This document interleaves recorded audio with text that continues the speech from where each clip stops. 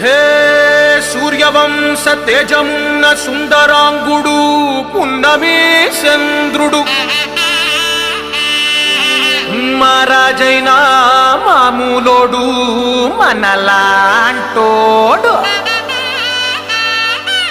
మచ్చలేని మనసున్నోడు జనం కొరకు ధర్మం కొరకు జన్మెత్తిన మహానుభావుడు వాడే శ్రీరాముడు.